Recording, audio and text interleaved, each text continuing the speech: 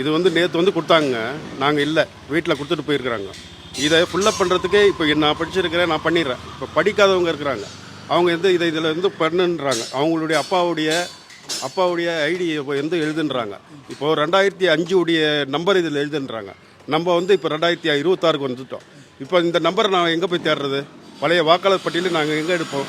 ஒவ்வொருத்தர் வீட்லேயும் நம்ம பழைய வாக்காளர் பட்டியல் வச்சுருப்போமா? இல்லை. இப்போது என்னுடைய சொந்த வீடு, நான் லோனில் தான் வீடே கட்டியிருக்கிறேன்.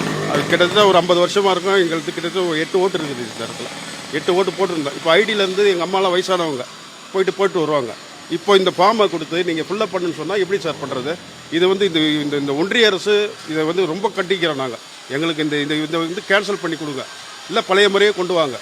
இந்த 2005 இதில் நோட் பண்ண சொல்கிறீங்களே, அப்போ நீங்கள் வீடு விட்டால் முதல்ல 2000 அந்த படிவத்தை கொடுங்க, அதை கொடுங்க. அதுக்கப்புறம் நாங்கள் இதில் நோட் பண்ணுறோம். படிக்காதவங்க என்ன பண்ணுவாங்க? பக்கத்தில் படிக்காதவங்களாம் இருக்காங்க. கொளுத்து வேலை செய்கிறவங்க இதை கொடுத்தா என்ன பண்ணுவாங்க? வேலையை விட்டு வீட்டில் இருக்கணும். அவங்க இப்போ கொடுத்துட்டு போகிறீங்க, இன்னும் 3 நாள் கழித்து வாங்கன்றீங்க, வருவோன்றீங்க. அப்போ அவங்க அந்த வேலையை விட்டுட்டு அந்த கொளுத்து வேலை செய்கிறவங்களும் வீட்டில் தான் இருக்கணும். அவங்க பொழப்பு போய் இந்த ஓட்டுக்கோசரம் ஏங்க உங்கள் இங்கே வர கவர்மெண்ட்டு மக்களுக்கு நல்லது செய்கிற வர கவர்மெண்ட்டாக இருக்கணும். இதை வந்து ஓட்டே இப்போ பறிப்போகிற நிலைமை கொண்டு வந்துட்டீங்க. பீகாரில் பண்ண ஒரு சட்டத்தை தான் இங்கே எடுத்துன்னு போகிறீங்க. இதுக்கு இன்னும் உத்தரவாதம் இருக்குது ஓட்டுக்கு? நீங்கள் என்ன உத்தரவாதம் கொடுக்க போகிறீங்க? இல்லை, எதுவும் கொடுக்குற மாதிரி எங்களுக்கு நம்பிக்கையே இல்லை.